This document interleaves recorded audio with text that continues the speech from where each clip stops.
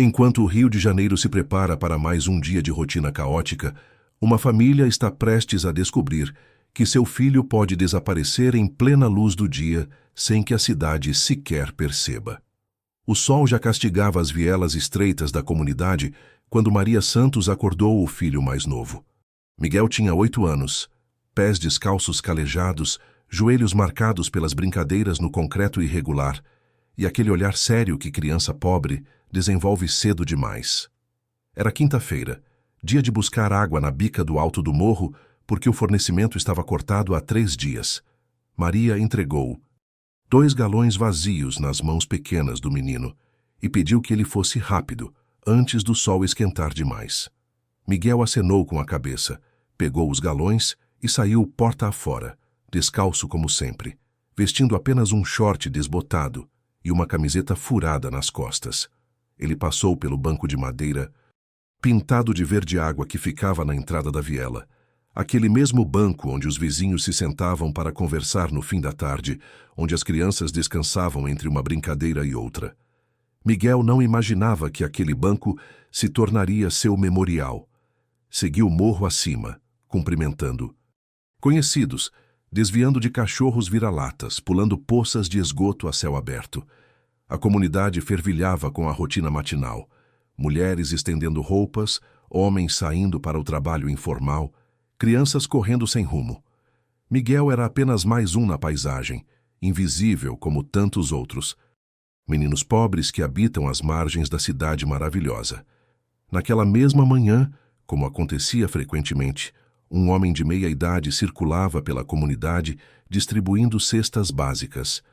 Os moradores o conheciam como Seu Beto, o benfeitor que há anos ajudava famílias carentes. Ele chegava em uma Kombi branca desgastada, sempre sorridente, sempre generoso, sempre interessado nas histórias das crianças. "Esse menino precisa de sapato?" perguntava às mães.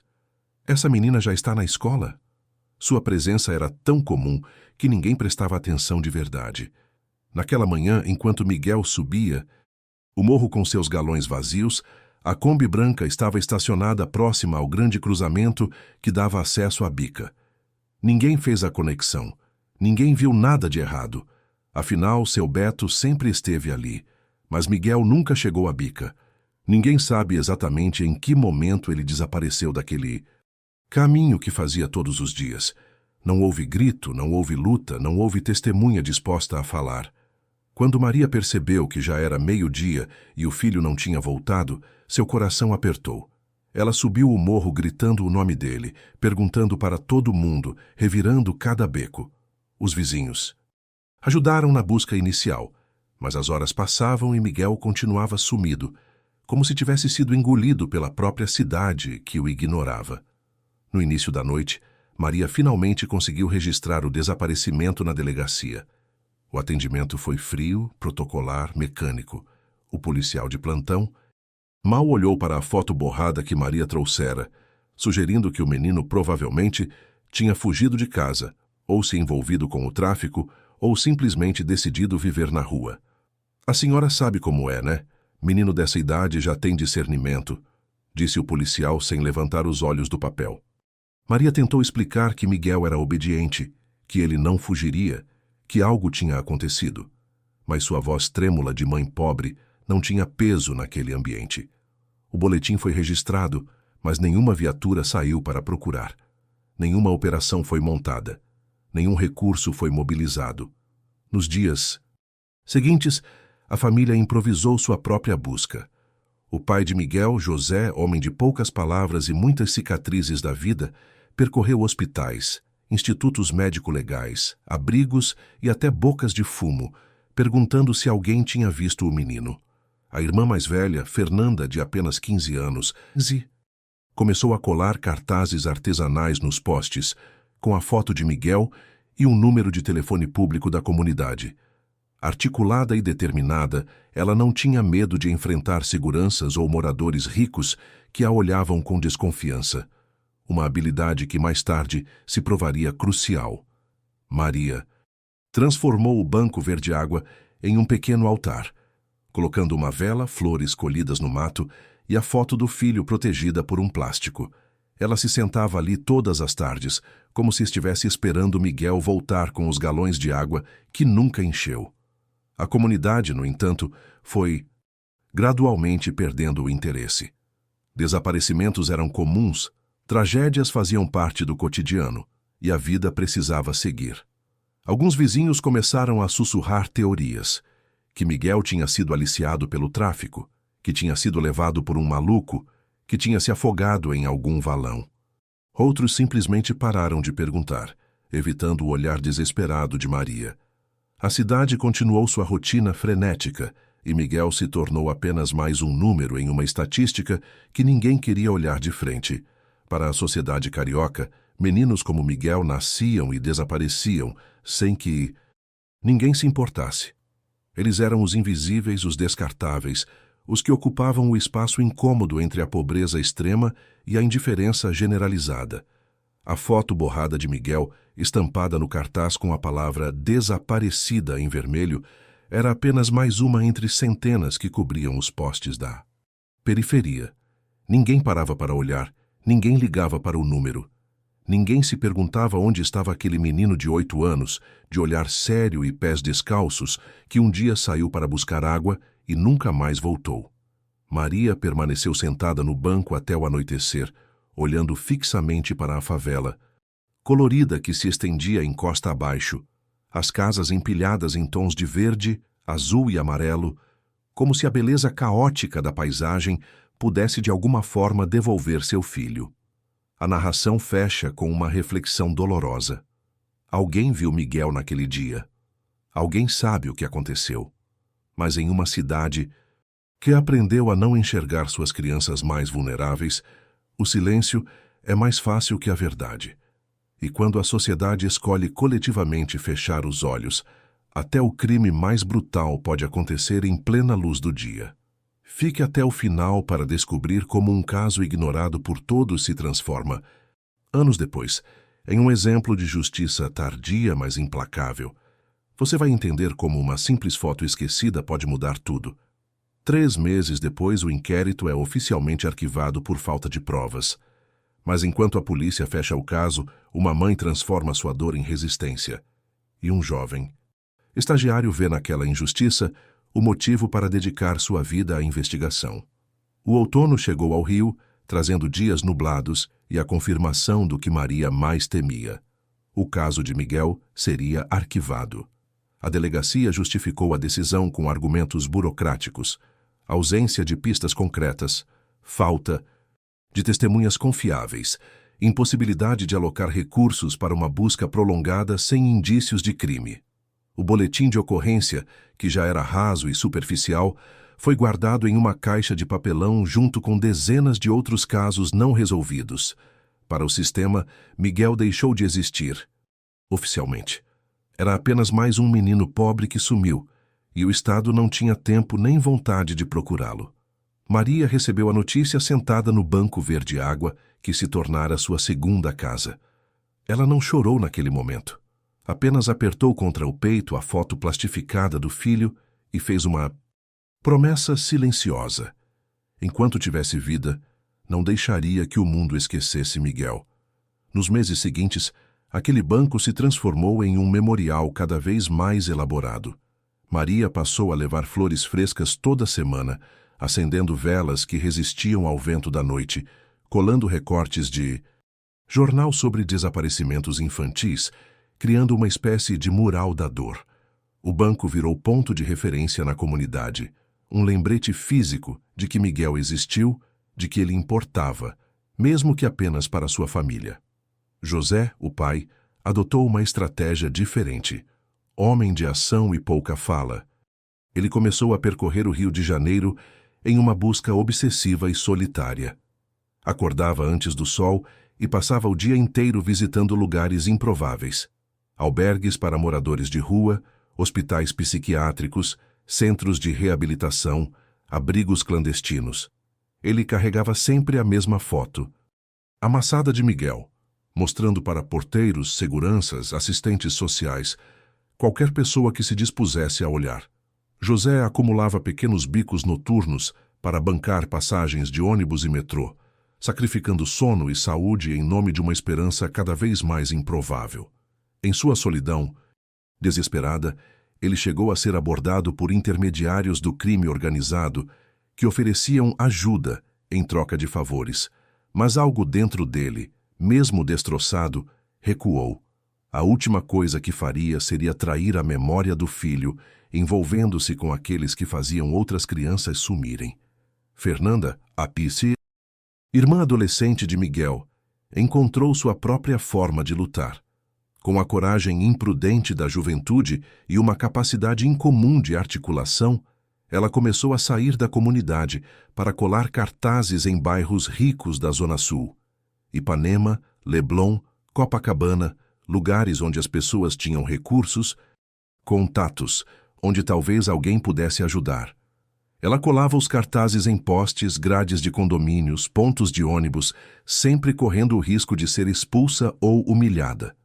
Muitas vezes foi abordada por seguranças que a tratavam como suspeita, por moradores que reclamavam da poluição visual, por comerciantes que arrancavam os cartazes assim que ela virava as costas. Mas Fernanda persistia, voltando toda semana, colando novos cartazes sobre os antigos, como se cada papel pudesse furar a bolha de indiferença que separava o Rio dos ricos do Rio dos pobres.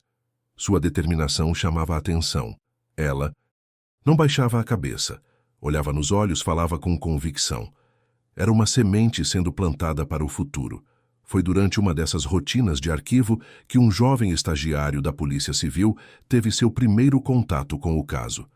Rafael Oliveira tinha 22 anos, acabara de entrar na corporação e fora designado para organizar inquéritos antigos na delegacia. Entre pilhas de pastas empoeiradas, ele encontrou o dossiê de Miguel Santos.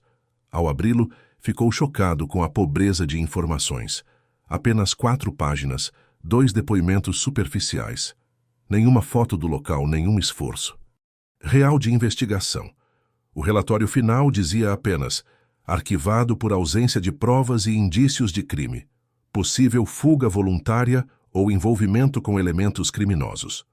Rafael leu e releu aquelas páginas, sentindo um incômodo crescente no peito. Ele vinha de família simples, conhecia a realidade das periferias, sabia que meninos como Miguel eram sistematicamente negligenciados pelo Estado. Aquele caso não era uma investigação que fracassou, era uma investigação que nunca começou de verdade. Quando mostrou o dossiê para um policial mais velho, a resposta foi cínica. Esquece isso. Garoto, menino de favela que some é assim mesmo. Não tem corpo, não tem crime, não tem nada que a gente possa fazer.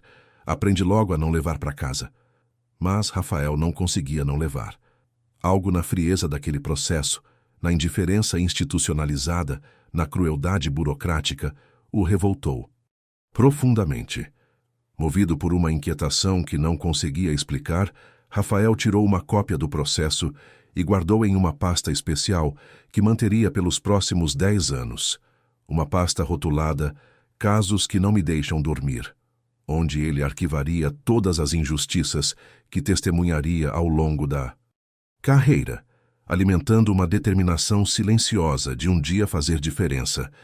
Ele não sabia ainda o que faria com aquilo, mas alguma coisa dentro dele se recusava a aceitar que a história de Miguel terminasse daquela forma. Nos meses seguintes, Rafael voltou discretamente ao caso sempre que tinha um tempo livre. Ele visitou a comunidade onde Miguel morava, conversou rapidamente com Maria no banco memorial, fez anotações em um caderno pessoal. Não era uma investigação oficial. Ele não tinha autorização nem recursos para isso, mas era sua forma de dizer que aquele menino importava, que sua vida valia mais do que 4 páginas em um arquivo esquecido. O encontro silencioso entre a dor de Maria e a indignação de Rafael plantou uma semente que levaria anos para germinar, mas que eventualmente cresceria em algo maior do que ambos poderiam imaginar naquele momento. Enquanto isso, a vida na comunidade seguia seu curso cruel.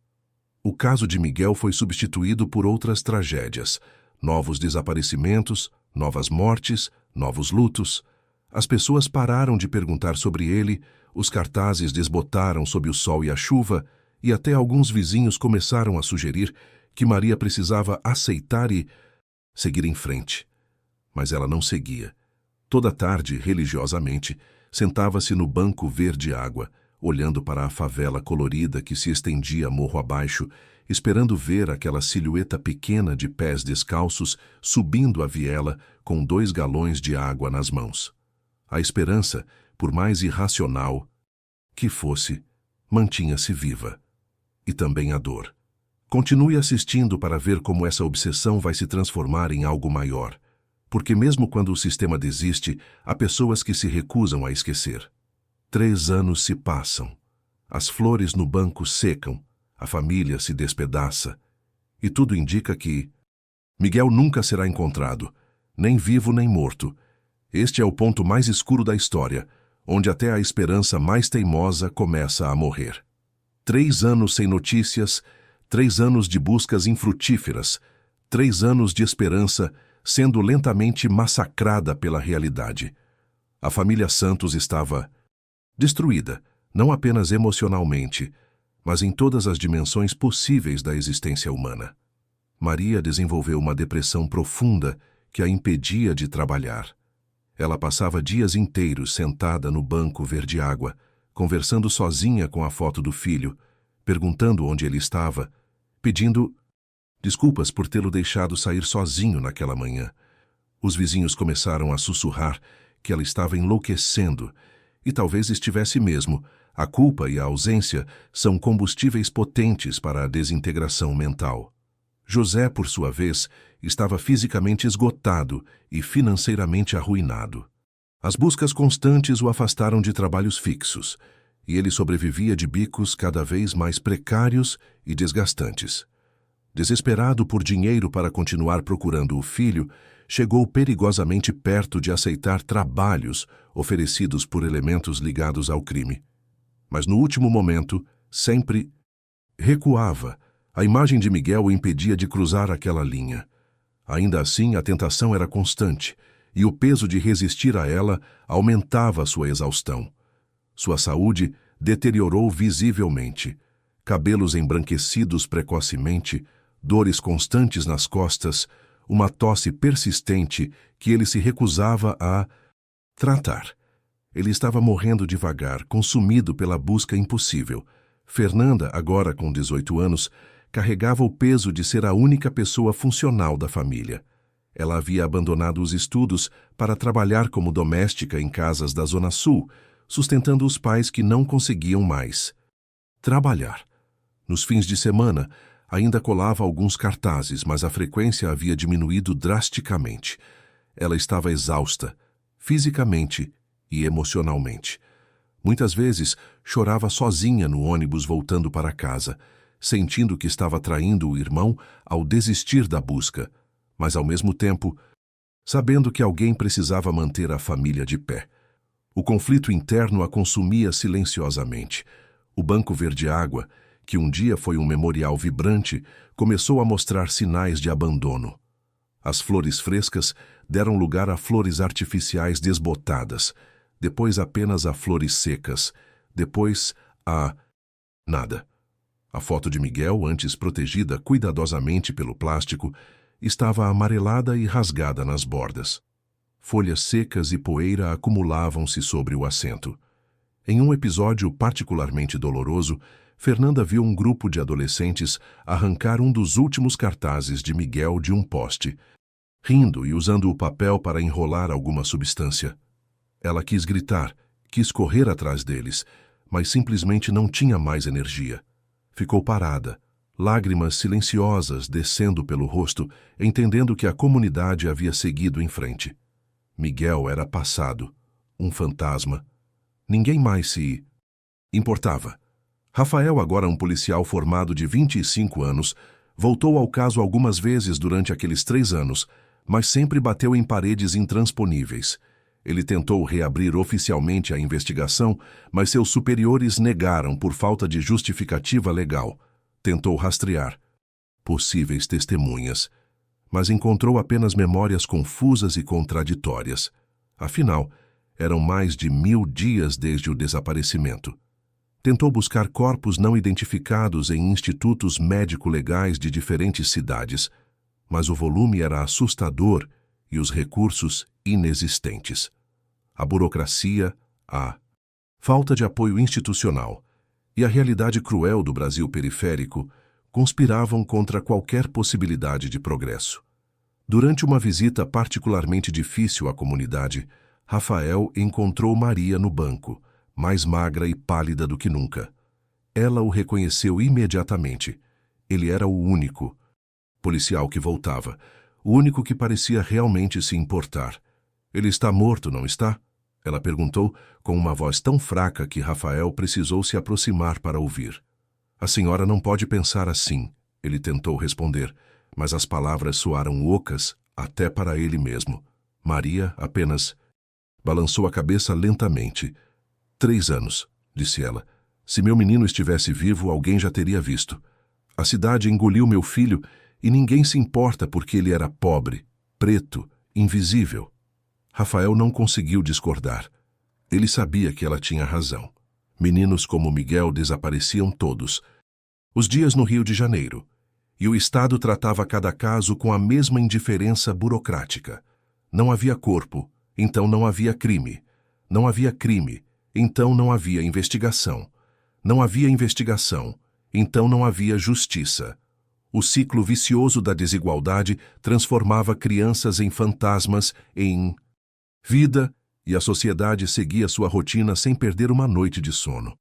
Neste momento, e a narração precisa cravar isso com todas as letras, ninguém acredita que Miguel será encontrado, nem vivo, nem morto. Este é o fundo do poço absoluto. Rafael voltou para casa naquele dia sentindo algo perigosamente próximo do desespero.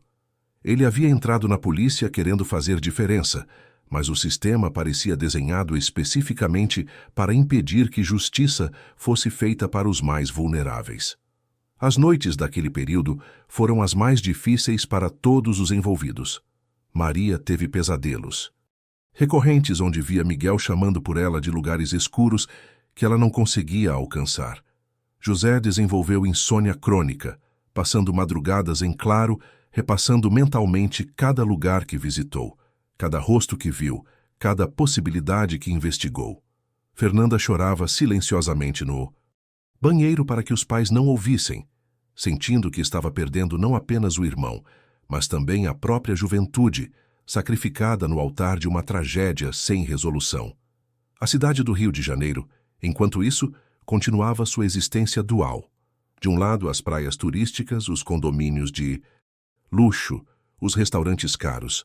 Do outro, as favelas superlotadas, o saneamento precário, os meninos descalços correndo entre vielas estreitas. Miguel era apenas mais um que caiu na fresta entre esses dois mundos, um lembrete incômodo de que a desigualdade não é apenas econômica, ela também determina quem merece ser procurado e quem pode desaparecer sem consequências. Este era o ponto mais baixo da história, o momento em que até os mais persistentes começavam a aceitar que talvez não houvesse final feliz, que talvez algumas histórias simplesmente terminassem sem conclusão, deixando apenas dor e perguntas sem resposta. Mas a história não termina aqui, porque às vezes, quando tudo parece absolutamente perdido, um detalhe esquecido ressurge do passado e muda tudo. Fique para o próximo bloco e descubra o que ninguém esperava. 2012. 10 anos após o desaparecimento, uma fotografia antiga, tirada por acaso em outro contexto, cai nas mãos do investigador, e um detalhe impossível de ignorar traz Miguel de volta dos mortos. Rafael Oliveira tinha agora 32 anos e se tornara um investigador respeitado em crimes contra crianças e adolescentes. A obsessão que começou com o caso de Miguel havia moldado toda a sua carreira, e ele desenvolveu expertise em desaparecimentos infantis, exploração de menores e tráfico de crianças. Em uma tarde chuvosa de julho, ele recebia dossiês de uma ONG internacional que havia passado anos documentando a situação de vulnerabilidade infantil nas grandes cidades brasileiras. O material chegava agora como parte de um novo convênio entre a organização e a Polícia Civil. Um esforço tardio de cruzar imagens históricas com casos de crianças desaparecidas que nunca haviam sido adequadamente investigados. Era um trabalho antropológico e fotográfico extenso, com centenas de imagens de crianças em situação de rua entre 2000 e 2005. Rafael folheava as fotos mecanicamente, estudando cada rosto, cada cenário, procurando pistas para casos ativos.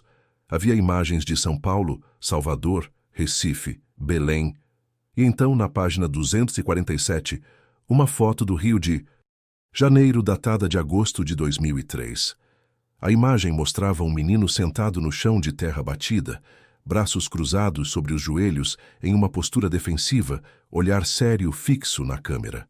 O cabelo estava mais comprido e desgrenhado, o rosto um pouco mais magro, mas havia algo naqueles olhos que fez Rafael parar de respirar por um segundo. Ele conhecia aquele olhar, conhecia aquela postura, conhecia a forma como os dedos entrelaçavam-se nervosamente, a cicatriz discreta próxima à sobrancelha esquerda. Com as mãos tremendo levemente, Rafael levantou-se da cadeira e caminhou até o arquivo pessoal que mantinha trancado em uma gaveta. Aquela pasta rotulada Casos que não me deixam dormir, guardada religiosamente por 10 anos, cheia de cópias do caso Miguel Santos. Ele colocou a foto desbotada do menino de 8 anos ao lado da imagem da ONG. As semelhanças eram perturbadoras. O formato da orelha, a distância entre os olhos, a posição dos 2 dentes da frente ligeiramente separados, a cicatriz na sobrancelha. Podia ser coincidência, podia ser apenas 2 meninos parecidos. Mas Rafael sentia nas entranhas que não era. Aquele era Miguel, 1 ano após o desaparecimento, vivo e fotografado em algum lugar do Rio de Janeiro. Por um longo momento, Rafael simplesmente ficou olhando para as 2 imagens lado a lado, sentindo uma mistura complexa de emoções. Alívio por uma possível pista depois de tanto tempo, raiva por aquela foto ter existido há quase uma década sem que ninguém a conectasse ao menino desaparecido, e uma tristeza profunda ao perceber que Miguel havia estado vivo, em algum lugar da mesma cidade, enquanto sua família o procurava desesperadamente. A foto existia. As ferramentas para encontrá-lo existiam. Mas o sistema não enxergava crianças como Miguel. E essa invisibilidade institucionalizada custou anos preciosos, talvez a própria vida do menino. O investigador passou as próximas semanas em um estado febril de pesquisa. Ele localizou o fotógrafo da ONG, um dinamarquês chamado Henrik, que havia passado 6 meses no Brasil documentando infância vulnerável. Henrik se lembrava vagamente daquela foto. Tinha sido tirada próximo a um grande cruzamento na zona oeste do Rio, onde várias crianças pediam esmola e vendiam balas nos sinais. Ele não sabia o nome do menino. Não havia ficado tempo suficiente para conversar. Havia tantos como ele. Henrik explicou com pesar. Crianças que a cidade esqueceu. Tirei centenas de fotos tentando mostrar ao mundo que elas existiam, mas acho que o mundo preferiu não olhar. Rafael cruzou a localização com mapas de 2003, identificando áreas de grande circulação na zona oeste, onde grupos de crianças eram frequentemente vistos trabalhando nos sinais. Ele voltou aos arquivos da delegacia e encontrou relatórios antigos sobre esquemas de exploração infantil. Adultos que aliciavam meninos e meninas em favelas, prometendo abrigo e comida, mas na verdade os usando para mendicância forçada e trabalho informal. Havia denúncias esparsas, nunca investigadas a fundo, de um homem conhecido como Seu Beto, que se apresentava nas comunidades como benfeitor social, distribuindo cestas básicas e roupas, mas que, na verdade, selecionava crianças vulneráveis, especialmente aquelas sem supervisão constante. O nome acendeu uma luz na memória de Rafael. Ele se lembrava da Kombi branca, das cestas básicas, da presença constante daquele homem na comunidade no período do desaparecimento de Miguel. Com essa nova linha de investigação, Rafael voltou à comunidade onde Miguel havia desaparecido. Ele procurou moradores antigos, pessoas que estavam lá em 2002. Muitos não lembravam, outros tinham medo de falar, mas eventualmente uma ex-líder comunitária confirmou em off que seu Beto realmente frequentava a área naquela época. Ele era esperto, ela contou. Não pegava crianças de famílias estruturadas. Escolhia meninos de lares muito pobres ou que ficavam muito tempo sozinhos, crianças que ninguém notaria a falta imediatamente. O perfil encaixava perfeitamente com Miguel, sozinho na manhã do desaparecimento, de uma família pobre sem recursos para fazer barulho, em uma área onde sua ausência poderia ser facilmente confundida com fuga ou acidente. O ponto de virada emocional aconteceu quando Rafael, armado com a foto impressa em alta qualidade, foi até o banco verde-água onde Maria ainda ia ocasionalmente. Ela estava mais velha, cabelos quase completamente brancos aos 40 e poucos, anos, corpo curvado pelo peso de uma década de luto. Quando Rafael se aproximou e pediu licença, ela olhou para ele com aquele misto de esperança e cansaço que pessoas em luto prolongado desenvolvem. Ele se sentou ao lado dela, respirou fundo e estendeu a foto sem dizer nada. Maria pegou a imagem com mãos trêmulas. Por longos segundos, ela não disse absolutamente nada, apenas olhou fixamente para aquele menino sentado no chão, para aquela postura que ela conhecia tão bem, para aqueles olhos que a haviam olhado milhares de vezes.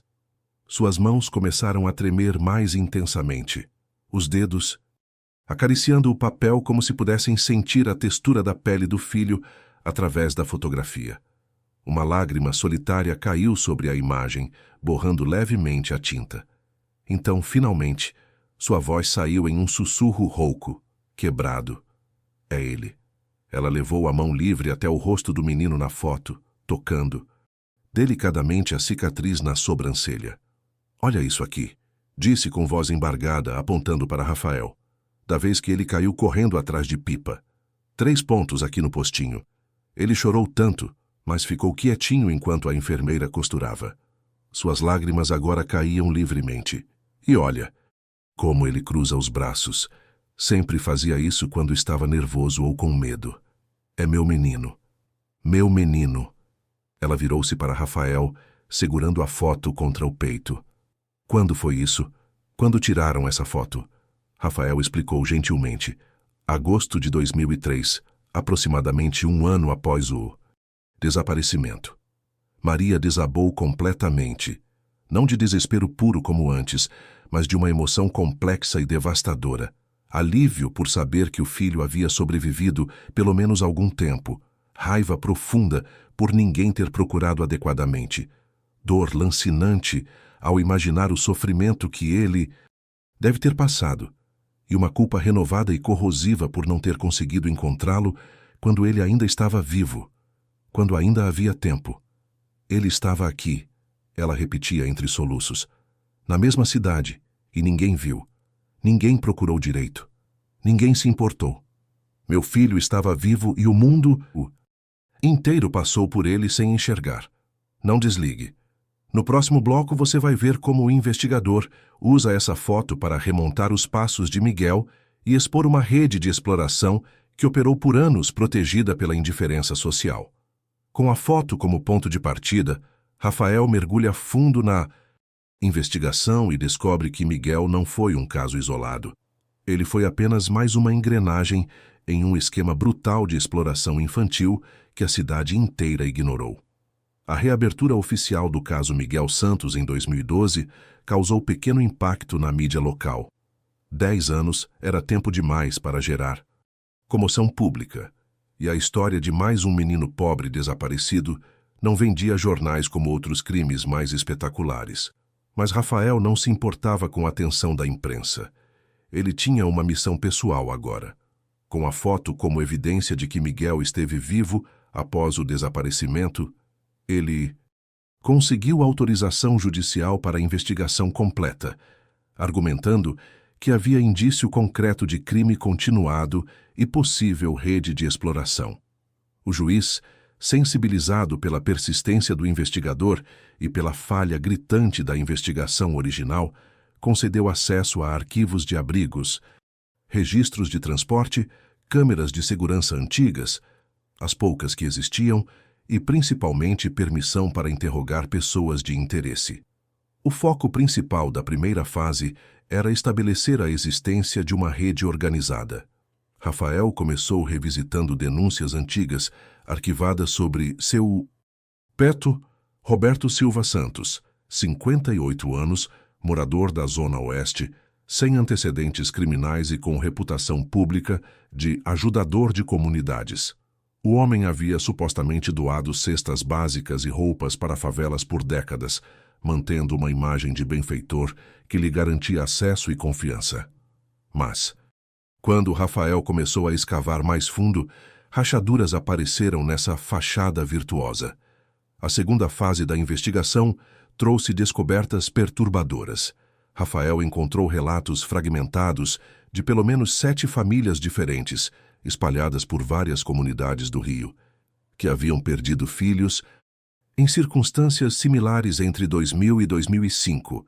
Crianças de 7 a 12 anos, geralmente meninos, sempre de famílias muito pobres, sempre em momentos de vulnerabilidade. Um padrão começou a emergir, e Rafael meticulosamente montou uma linha do tempo. Seu Beto visitava a comunidade sob pretexto de caridade. Identificava crianças em situação precária. Ganhava a confiança das famílias. Depois, sutilmente, oferecia oportunidades para os meninos. Trabalho leve em troca de comida e abrigo, promessas de educação, chances de melhorar de vida. Para famílias desesperadas, aquilo soava como bênção divina. A terceira fase trouxe a peça que faltava. Uma testemunha disposta a falar. Rafael localizou uma ex-voluntária do suposto abrigo de seu Beto, uma mulher chamada Clarice, que carregava a culpa há anos e que finalmente, protegida por sigilo de identidade e movida pela notícia da reabertura do caso, aceitou depor. Suas revelações foram devastadoras. Ele escolhia meninos espertos, obedientes, que não causariam problemas. Ela contou com voz embargada. Meninos que já conheciam a dureza da vida e aceitariam as condições porque ainda eram melhores que passar fome. Eles ficavam num galpão adaptado, dormiam em colchões no chão, acordavam cedo e eram levados para diferentes pontos da cidade, cruzamentos movimentados, onde passavam o dia todo pedindo esmola, vendendo balas, fazendo pequenos serviços. Voltavam à noite, entregavam todo o dinheiro, comiam pouco e dormiam exaustos. Quem reclamava não comia. Quem tentava fugir era ameaçado de ser entregue para gente pior. Clarice fez uma pausa longa, respirando com dificuldade, antes de continuar. Miguel chegou assustado, perguntando pela mãe. O Beto disse que a mãe tinha autorizado, que era só temporário, que logo ele voltaria para casa. O menino acreditou porque queria acreditar. Depois de uma semana, ele já estava num sinal, com uma caixa de balas na mão, o olhar perdido. Eu via aquilo e fingia que estava tudo bem. Precisava do dinheiro, tinha meus próprios filhos para alimentar. Me odeio todos os dias por isso. A quarta fase envolveu localizar outras vítimas sobreviventes do esquema. Rafael identificou um jovem chamado Carlos, agora com 24 anos, que havia passado pelo abrigo de seu Beto entre 2003 e 2004. Numa entrevista preliminar, Carlos mencionou vagamente ter conhecido um menino chamado Miguel, mas só quando Rafael mostrou a foto é que a memória se cristalizou. Esse eu lembro bem, era um dos mais novos, sempre quieto, sempre triste. Dizia que queria voltar para casa, que sua mãe devia estar preocupada. Os outros meninos tentavam confortá-lo, mas todo mundo ali estava quebrado por dentro. Lembro que no final de 2004, começo de 2005, ele começou a ficar doente. Tossia muito, tinha febre, mal conseguia ficar de pé no sinal.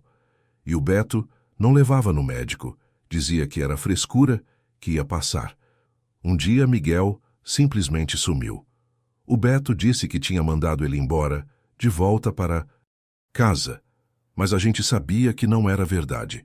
Menino doente daquele jeito não volta para casa sozinho. O testemunho de Carlos foi emocionalmente devastador para Rafael e especialmente para a família Santos, que ouviu a gravação numa sala da delegacia. Maria ouviu em silêncio, lágrimas descendo, ininterruptamente, imaginando o filho assustado, manipulado, trabalhando exausto enquanto ela revirava a cidade procurando por ele, sem saber que ele estava a poucos quilômetros de distância, visível mas invisível, preso em uma situação de exploração que milhares de motoristas testemunhavam. Diariamente, sem realmente ver. José, o pai, precisou sair da sala no meio do depoimento, incapaz de processar a informação de que o filho havia chamado por eles, havia esperado voltar para casa, havia confiado em mentiras porque era apenas uma criança. Fernanda segurou a mão da mãe, sua própria, determinação se transformando em raiva cristalina. Ela sabia naquele momento o que faria com o resto da vida. Com os depoimentos consolidados e o padrão estabelecido, Rafael conseguiu mandado de prisão para seu Beto.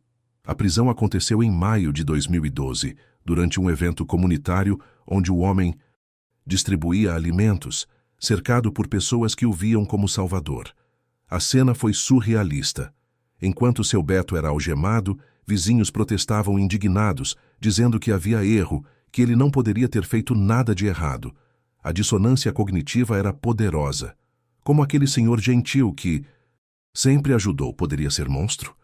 Era mais fácil duvidar da acusação do que confrontar a realidade de que o mal frequentemente se disfarça de bondade, que predadores se escondem atrás de máscaras sociais cuidadosamente construídas.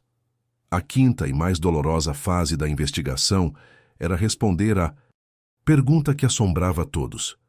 Onde estava Miguel agora?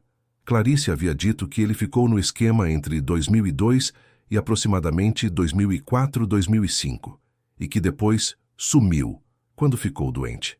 Rafael, com autorização judicial e recursos ampliados, iniciou busca sistemática por registros de mortes de meninos não identificados entre 2004 e 2005, ampliando pesquisa para municípios vizinhos ao Rio.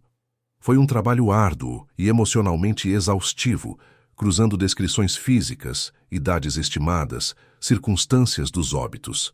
Levou 3 meses de pesquisa incansável, mas Rafael finalmente encontrou um registro em um hospital público de Duque de Caxias, município da Baixada Fluminense, de um menino de aproximadamente 11 anos, morto em março de 2005 por complicações de pneumonia bacteriana não tratada. O corpo havia sido enterrado como indigente, sem identificação, em cemitério público. O laudo médico descrevia um paciente desnutrido, com sinais de trabalho repetitivo nas mãos, chegado ao hospital em estado crítico e falecido horas depois. Ninguém reclamou o corpo. Ninguém perguntou quem ele era. Mais uma criança invisível que a cidade deixou morrer sozinha. Rafael solicitou exumação, um processo delicado que exigiu preparação cuidadosa da família. Quando os resultados da análise de DNA chegaram, comparados com o material genético coletado de Maria e José, confirmaram com 99,7% de certeza. Era Miguel Santos. O menino havia sobrevivido quase 3 anos na exploração, seu corpo pequeno e desnutrido, finalmente sucumbindo a uma doença que seria facilmente tratável com antibióticos básicos e cuidados hospitalares. Ele morreu sozinho, sem nome, sem família, aos 11 anos, tratado como lixo descartável por um sistema que o havia falhado desde o primeiro dia de vida. A notificação oficial: a família aconteceu em uma tarde chuvosa de agosto, exatos 10 anos e 2 meses após o desaparecimento. Rafael estava presente, assim como uma assistente social e uma psicóloga. Maria recebeu a confirmação em silêncio, como se uma parte dela sempre soubesse. Depois de um longo momento, ela simplesmente disse: "Pelo menos agora posso enterrar meu filho de verdade, com o nome dele, com dignidade que ele sempre mereceu." O corpo de Miguel foi exumado e trasladado para o Rio de Janeiro. Um enterro digno foi realizado, com a presença de dezenas de pessoas da comunidade, ativistas de direitos humanos e até alguns policiais que haviam se sensibilizado com o caso. O pequeno caixão foi coberto com flores e fotos de Miguel em diferentes idades. Maria colocou dentro os galões de plástico, aqueles mesmos que o filho deveria ter enchido naquela manhã de 2002, como símbolo do que foi roubado. Dele, a chance de simplesmente ser criança. Fernanda discursou no enterro, sua voz firme apesar das lágrimas. Meu irmão não morreu apenas porque um homem mau o explorou. Ele morreu porque uma sociedade inteira escolheu não ver. Porque a pobreza torna crianças invisíveis. Porque o sistema falha sistematicamente os que mais precisam dele. Ela olhou para as pessoas presentes e continuou. Mas a história de Miguel não vai terminar aqui. Vamos transformar essa dor em ação. Nenhuma outra família vai esperar 10 anos por respostas. Nenhuma outra criança vai morrer invisível. Nos interrogatórios que se seguiram à prisão, seu Beto manteve máscara de inocência por horas, alegando que apenas ajudava crianças, que nunca forçou ninguém a nada.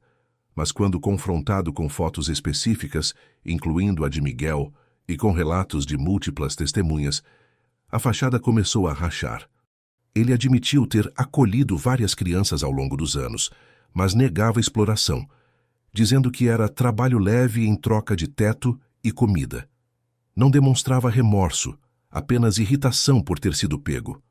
Para ele, aquelas crianças eram recursos, não pessoas, e a sociedade que as ignorava, diariamente nos sinais era cúmplice silenciosa de sua operação. A investigação revelou que pelo menos outras 6 crianças haviam passado pelo esquema de seu Beto ao longo de 15 anos.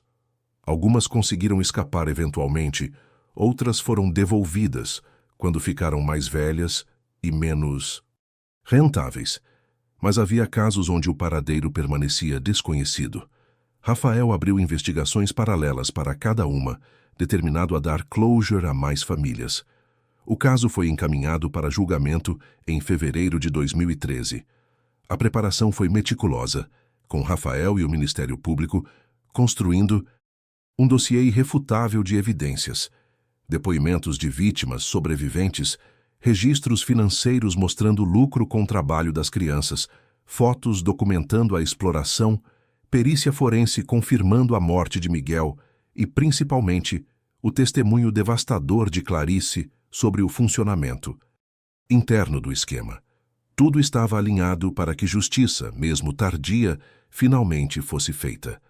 No bloco final você vai descobrir como o julgamento expôs não apenas um criminoso, mas um sistema inteiro que falhou, e como uma família transformou tragédia pessoal em movimento nacional por justiça. O julgamento de seu Beto expõe não apenas um criminoso, mas um sistema inteiro que permitiu que crianças invisíveis fossem exploradas e esquecidas. E do luto mais profundo nasce um movimento que carrega o nome de um menino que a sociedade não quis enxergar. O julgamento de Roberto Silva Santos começou em novembro de 2013, em um tribunal lotado de jornalistas, ativistas de direitos humanos e, principalmente, famílias de outras crianças desaparecidas que viam naquele caso reflexo de suas próprias tragédias. Maria, José e Fernanda sentavam na primeira fila, usando camisetas brancas com a foto borrada de Miguel impressa na frente, acompanhada da frase que se tornaria símbolo de um movimento. Eu existia, mas vocês não me viram. Era declaração de dor, mas também acusação coletiva. Porque Miguel não foi apenas vítima de seu Beto, foi vítima de uma sociedade inteira que escolheu a indiferença. Durante 3 semanas intensas, o tribunal ouviu testemunhos devastadores que expuseram camadas de crueldade e negligência. Ex-vítimas do esquema, agora adultos jovens, contaram sobre anos de exploração, fome, medo e abandono. Descreveram como eram forçados a trabalhar das 6 da manhã às 10 da noite nos sinais, como eram punidos fisicamente se não trouxessem dinheiro suficiente, como eram mantidos em estado de dependência psicológica através de manipulação constante e ameaças veladas de que, lá fora, era pior, de que suas famílias não os queriam mais. Carlos, o jovem que havia conhecido Miguel no abrigo, deu um dos depoimentos mais impactantes. Com voz embargada, ele descreveu ter visto Miguel pela última vez em janeiro de 2005. Ele estava muito doente, tossia sangue, tinha febre altíssima, mal conseguia ficar de pé. Mas o Beto não levava no médico, dizia que era frescura, que era para trabalhar mesmo assim. Alguns dias depois, Miguel não estava mais lá. O Beto disse que tinha mandado ele de volta para casa, mas todo mundo sabia que ele não mandaria ninguém embora. Éramos lucro para ele. A gente sabia que algo terrível tinha acontecido, mas tínhamos medo demais de perguntar. Clarice, a ex-voluntária que forneceu informações cruciais, também testemunhou chorando copiosamente enquanto pedia perdão às famílias presentes. Ela admitiu ter suspeitado que algo profundamente errado acontecia, mas ter permanecido calada por medo, por necessidade financeira e pela capacidade humana de racionalizar o inaceitável quando confrontá-lo exigiria sacrifício pessoal. Eu olhava para aqueles meninos e tentava convencer a mim mesma que estavam melhor ali do que nas ruas, que pelo menos tinham onde dormir, que pelo menos comiam alguma coisa. Ela disse entre soluços, mas eu sabia. No fundo, eu sempre soube que estava ajudando algo terrível, e vou carregar essa culpa até o dia que eu morrer. Perdoar a mim mesma é impossível. Seu depoimento ilustrou como sistemas de exploração dependem não apenas de perpetradores ativos, mas também de testemunhas passivas que escolhem não ver, não falar, não agir, seja por medo, por necessidade ou pela simples conveniência de não se envolver. O promotor usou esse testemunho para argumentar que o crime de seu Beto foi possível, porque a sociedade criou condições para isso. Invisibilidade social. Estrutural. Pobreza extrema que torna famílias vulneráveis, e um sistema de justiça que trata crianças pobres como menos importantes. Rafael, como investigador principal do caso reaberto, apresentou evidências meticulosamente organizadas ao longo de meses. Registros financeiros detalhados mostrando que seu Beto lucrava entre 15 e 20 mil reais mensais com o trabalho forçado das crianças ao longo de 15 anos, fotos de múltiplas vítimas documentadas pela ONG, incluindo a fatídica imagem de Miguel de 2003, mapas detalhando os diferentes pontos de exploração espalhados pela zona oeste do Rio, depoimentos de moradores que confirmavam o padrão de comportamento do réu, e, finalmente, o relatório forense irrefutável confirmando que Miguel Santos havia morrido em março de 2005 por pneumonia bacteriana não tratada, em estado de desnutrição severa, enquanto estava sob controle direto ou indireto do réu. A acusação era clara e contundente: sequestro qualificado de múltiplas vítimas, exploração continuada de trabalho infantil, formação de organização criminosa e homicídio culposo por omissão dolosa de socorro em relação a Miguel Santos. O Ministério Público pediu pena máxima em todos os crimes, argumentando que seu Beto operou uma rede de exploração por década e meia, destruindo vidas de dezenas de crianças enquanto se escondia atrás de uma máscara de benevolência. A defesa de seu Beto tentou argumentar cada vez mais desesperadamente que ele resgatava crianças das ruas, que oferecia oportunidades que elas não teriam de outra forma, que os meninos eram livres para sair quando quisessem, que não poderia ser responsabilizado pela morte de Miguel, porque o menino estava teoricamente livre quando adoeceu. Os argumentos soaram ocos e até ofensivos diante do volume esmagador de evidências e da dor palpável das famílias presentes no tribunal. Testemunha após testemunha destruiu essa narrativa, mostrando que as crianças eram mantidas através de coerção psicológica, ameaças, isolamento e ausência total de alternativas. Após 3 semanas de julgamento, o júri deliberou por 8 horas antes de retornar com um veredito unânime, culpado em todas as acusações. O juiz, em sentença histórica que seria citada em livros de direito e cursos de formação policial pelos anos seguintes, condenou Roberto Silva Santos a 47 anos de prisão em regime inicialmente fechado, sem possibilidade de progressão antes de cumprir pelo menos 2/3 da pena. Ao proferir a sentença, o magistrado fez declaração que ecoaria muito além daquela sala de tribunal. Este caso não é apenas sobre um criminoso individual que explorou crianças vulneráveis por lucro e conveniência pessoal.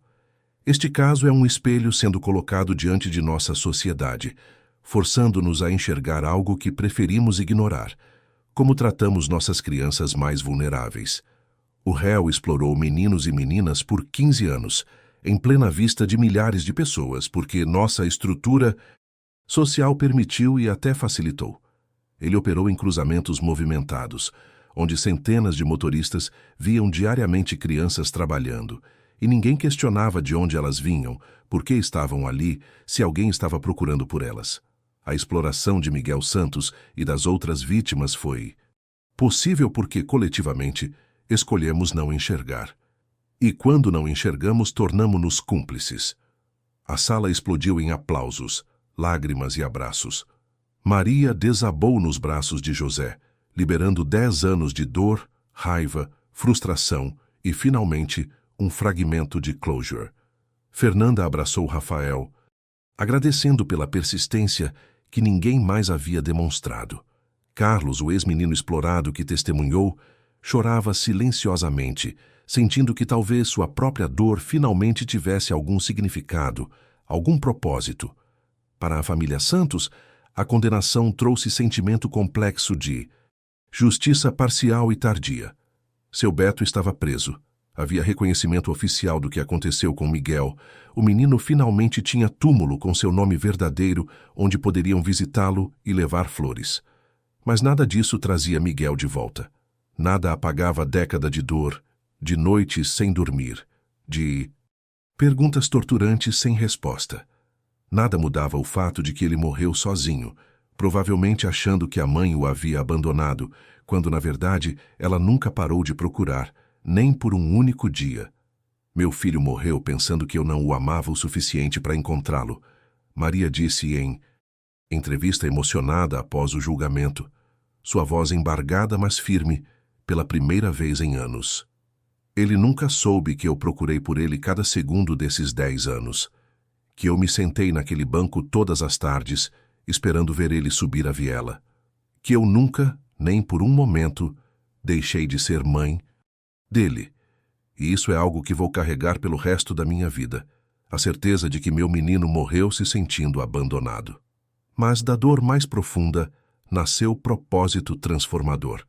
Nos meses que se seguiram ao julgamento, a família Santos, apoiada por Rafael, por organizações de direitos humanos, por advogados voluntários e por outras famílias que haviam perdido filhos em circunstâncias similares, criou o Instituto Miguel Santos, dedicado a 3 missões integradas: procurar ativamente crianças desaparecidas, cujos casos foram negligenciados pelo sistema, dar visibilidade e pressionar autoridades em investigações arquivadas de famílias pobres e trabalhar pela reforma das estruturas que perpetuam invisibilidade social das crianças mais vulneráveis do Brasil.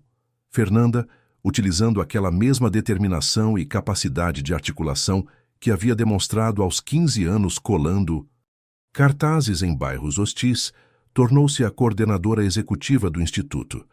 Ela desenvolveu protocolos de busca, estabeleceu parcerias com delegacias em diferentes estados, criou banco de dados cruzando informações de crianças desaparecidas com registros de crianças não identificadas em hospitais e abrigos e principalmente deu rosto e voz para casos que o sistema preferia esquecer. Em 5 anos de operação, o Instituto Miguel Santos contribuiu diretamente para a resolução de 17 casos de desaparecimento infantil que haviam sido arquivados.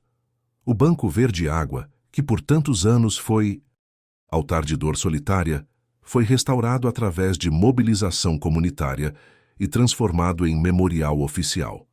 A prefeitura instalou placa de bronze com inscrição que se tornou lema de um movimento: Miguel Santos, 1994-2005, o garoto que a sociedade não enxergava. Que sua história nos ensine a olhar de verdade. Ao redor do banco foram plantadas flores permanentes e a comunidade adotou tradição de manter o espaço sempre limpo, decorado e respeitado, tornou-se local de encontro para mães e pais de outras crianças desaparecidas, um espaço de luto coletivo, mas também de resistência e esperança. Rafael, profundamente transformado pela experiência de finalmente fazer justiça para Miguel depois de 10 anos, carregando aquele caso na consciência, tornou-se referência nacional em investigação de desaparecimentos infantis e crimes contra crianças vulneráveis. Ele desenvolveu e implementou novos protocolos policiais para garantir que casos envolvendo crianças pobres recebessem exatamente o mesmo nível de atenção, recursos e urgência que casos de famílias de classe média e alta, um esforço de combater vieses inconscientes profundamente enraizados na cultura policial brasileira.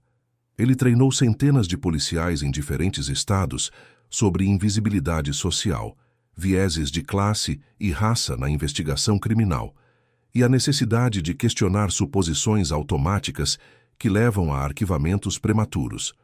Trabalhou também com legisladores, ajudando a formular e aprovar mudanças legais importantes, criação de departamentos especializados em crimes contra crianças, em situação de vulnerabilidade em todas as capitais brasileiras, reformulação dos protocolos de busca inicial para eliminar presunções discriminatórias, como automaticamente presumir que criança pobre fugiu ou se envolveu com crime, e aprovação de lei federal, tornando obrigatória a investigação imediata e completa de qualquer desaparecimento infantil, independentemente da classe social da família, com multas pesadas para autoridades que violassem o protocolo.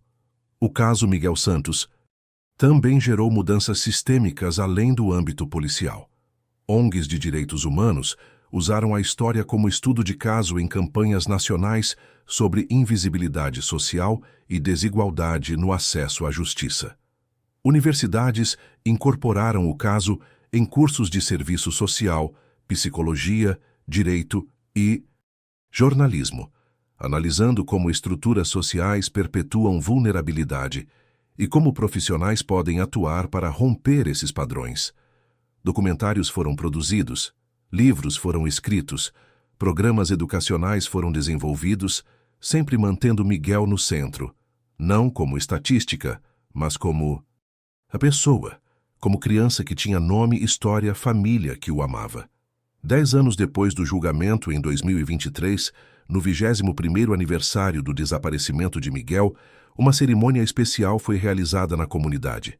Centenas de pessoas compareceram, familiares de outras crianças desaparecidas, que o Instituto Miguel Santos havia ajudado, ativistas que usavam o caso como símbolo de luta mais ampla, policiais que haviam sido treinados por Rafael e agora investigavam casos com olhar transformado, crianças locais que nunca conheceram Miguel, mas aprenderam sua história nas escolas como parte de currículos sobre cidadania e direitos humanos. Maria, agora idosa e frágil, mas ainda possuidora daquela força que só mães que perderam filhos desenvolvem, sentou-se no banco memorial restaurado e falou para a multidão reunida, sua voz amplificada por microfones, mas carregada de emoção íntima. Meu filho existiu. Ele teve sonhos pequenos de criança, queria jogar bola, queria ter um par de tênis novo, queria aprender a ler melhor. Ele teve medos, risadas, birras, momentos de alegria, tudo que uma criança deve ter. Por muito tempo, o mundo tentou fingir que ele não importava, que era apenas mais um menino pobre da favela que sumiu e que ninguém deveria se incomodar em procurar. Mas Miguel importava. Para mim, para o pai dele, para a irmã e agora para vocês também. Cada criança que desaparece neste país importa. Não vou trazer meu filho de volta. Nada vai devolver os anos que perdi sem saber onde ele estava, sem poder consolá-lo quando estava com medo, sem estar lá quando ele mais precisou de mim. Mas vou garantir, com cada dia que me resta de vida, que nenhuma outra família passe 10 anos sem resposta, sem justiça, sem que alguém se importe de verdade. Miguel morreu invisível aos olhos de uma sociedade que escolheu não ver, mas seu legado vai fazer com que nunca mais uma criança seja tratada como se não existisse. O público aplaudiu de pé, muitos chorando abertamente. Fernanda subiu ao microfone depois da mãe e anunciou que o Instituto Miguel Santos havia conseguido financiamento para expandir operações para 5 novos estados e que uma nova lei estadual obrigaria todas as escolas públicas do Rio a terem campanhas anuais sobre crianças desaparecidas, mantendo a conscientização viva. Rafael anunciou que a Academia de Polícia havia institucionalizado permanentemente o treinamento sobre vieses e invisibilidade social, garantindo que futuras gerações de investigadores não repetiriam os erros que custaram a vida de Miguel. A história de Miguel Santos tornou-se, assim, símbolo doloroso, mas necessário das falhas estruturais do Brasil em proteger seus mais vulneráveis. Não é história com final feliz. Miguel não voltou para casa, não cresceu, não realizou seus sonhos pequenos de criança, mas é história com significado, com impacto, com legado que transcende a tragédia individual. O menino que ninguém procurou adequadamente em 2002, que passou 3 anos invisível trabalhando em sinais movimentados, enquanto milhares passavam sem ver, que morreu sozinho e sem nome em 2005, tornou-se em morte força catalisadora para a mudança, nome que não seria esquecido, grito amplificado contra a indiferença que mata tanto quanto violência direta. O banco verde água permanece ali até hoje. Flores sempre frescas, mantido pela comunidade como promessa viva de que Miguel Santos existiu, importou e continua importando. E cada vez que alguém se senta naquele banco e realmente olha para as crianças que passam, realmente enxerga suas faces, suas histórias, sua humanidade, o legado de Miguel cresce um pouco mais. Se essa história tocou você, compartilhe para que mais pessoas conheçam o caso de Miguel Santos. Apoie organizações que buscam crianças desaparecidas, denuncie situações de exploração infantil que testemunhar e, principalmente, olhe de verdade para as crianças invisíveis que ainda existem em cada esquina, em cada sinal, em cada periferia do nosso país. Pergunte de onde elas vêm. Questione por que estão ali. Não aceite a exploração infantil como parte normal da paisagem urbana, porque toda criança merece ser vista, procurada, protegida e amada. Sempre. Miguel nos ensinou isso com sua ausência. Agora cabe a nós honrar essa lição com nossa presença, nossa atenção, nossa humanidade compartilhada.